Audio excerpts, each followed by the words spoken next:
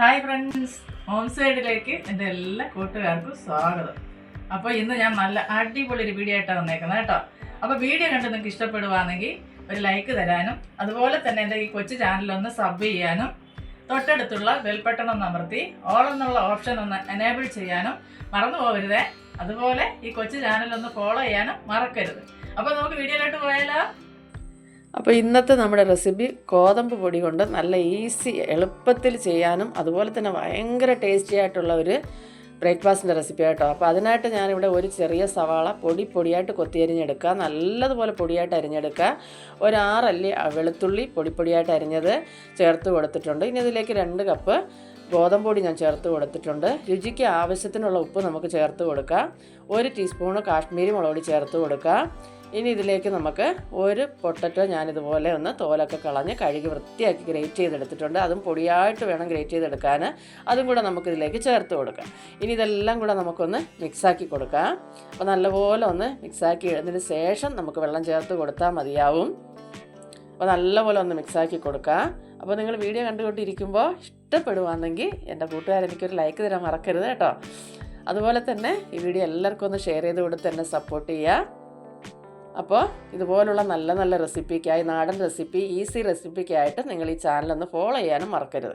ഇനി ഇതിലേക്ക് ആവശ്യത്തിനുള്ള വെള്ളം നമ്മൾ കുറേശ്ശെ ഒഴിച്ചു കൊടുത്ത് വേണം ഇത് മിക്സാക്കി എടുക്കാൻ. ഒരുപാട് വെള്ളം ആദ്യം ഒഴിച്ചാൽ ഒത്തിരി ലൂസായി പോകാനും പാടില്ല, എന്നാൽ ഒരുപാട് ഒന്ന് തിക്കായി പോകാനും പാടില്ല. ആ രീതിക്ക് വേണം നമുക്ക് ഈ ബാറ്റർ തയ്യാറാക്കി എടുക്കാനായിട്ട്. അപ്പോൾ ഞാനിതാ കുറേശ്ശെ വെള്ളം ഒഴിച്ച് ഇതുപോലെ ഒന്ന് കലക്കി എടുത്തിട്ടുണ്ട്. ഇനി നമുക്ക് ഒരു ടീസ്പൂൺ മതിയാവും ഓയിൽ ഇതിലേക്ക് ഒന്ന് ഒഴിച്ചു കൊടുക്കുക.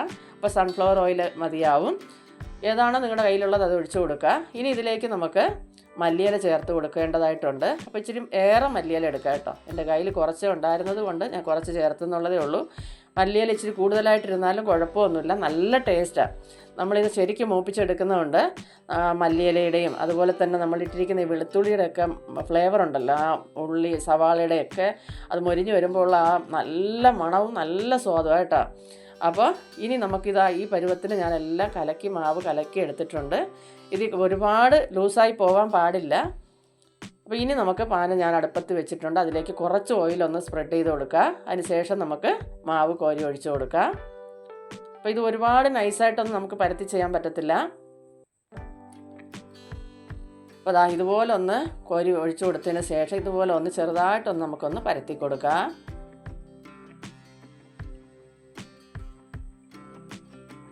ഇനി നമുക്ക് നല്ലപോലെ ഇത് മൊരിച്ച് വേണം എടുക്കാൻ. അപ്പോൾ ഇതാ ഞാൻ കുറച്ച് വെളിച്ചെണ്ണ തന്നെ ഈ സമയത്ത് ഒഴിച്ചു കൊടുക്കാം കേട്ടോ. നമ്മൾ വെളിച്ചെണ്ണ ഒഴിച്ചു കൊടുത്ത് ആ എണ്ണയിൽ വേണം നല്ലപോലെ മൂത്ത് കിട്ടാൻ. അപ്പോൾ ഒരു ഭാഗം ഒന്ന് മൊരിഞ്ഞ് വരുമ്പോൾ നമുക്ക് മറിച്ചിട്ട് കൊടുക്കാം.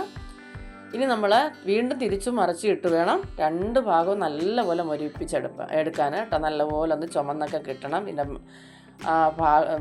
2 ഭാഗവും ഒന്ന് നല്ലപോലെ മൊരിഞ്ഞ് ചുമന്നൊക്കെ കിട്ടണം. അതുപോലെ തന്നെ ആദ്യം ഒന്ന് മറിച്ചിട്ടതിന് ശേഷം നമ്മൾ ഇതുപോലെ ഒന്ന് നല്ലപോലെ ഒന്ന് അമർത്തി കൊടുക്കുക. തിരിച്ചിടാം. ഇങ്ങനെ തിരിച്ചും മറിച്ചിട്ട് നമുക്ക് മൊരിയിപ്പിച്ചെടുത്താൽ നമ്മൾ അടിപൊളിയായിട്ടുള്ള ബ്രേക്ക്ഫാസ്റ്റ് ഇവിടെ റെഡിയാണ്. നല്ല ടേസ്റ്റായിട്ടോ. അപ്പോൾ ഇതിന് കറിയെന്ന് പറയുന്നത് മുട്ടക്കറിയോ ചിക്കൻ കറിയോ ബീഫോ എന്താണോ നിങ്ങൾക്ക് ഇഷ്ടം അതെടുക്കാം. അപ്പോൾ കറി ഒന്നും ഇല്ലാതെയും കഴിക്കാം കേട്ടോ. അപ്പോൾ അതൊക്കെ അവരവരുടെ ഇഷ്ടത്തിനനുസരിച്ച് ചെയ്യാം. അപ്പോൾ ഞാൻ ഒരെണ്ണം കൂടെ അത് ഒഴിക്കുന്നുണ്ട്. ഇതുപോലെ ഒന്ന് ഒഴിച്ചു കൊടുക്കുക.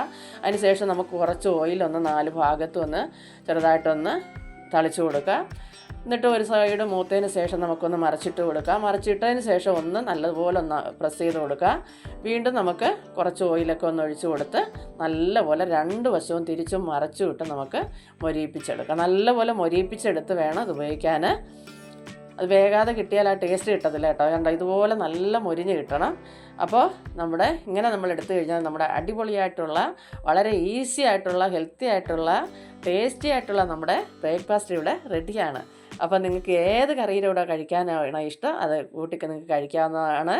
അപ്പോൾ ഒരിക്കലെങ്കിലും നിങ്ങളതൊന്ന് തയ്യാറാക്കി നോക്കുക. ഉറപ്പായിട്ട് ഇതെൻ്റെ കൂട്ടുകാർക്ക് ഇഷ്ടപ്പെടും.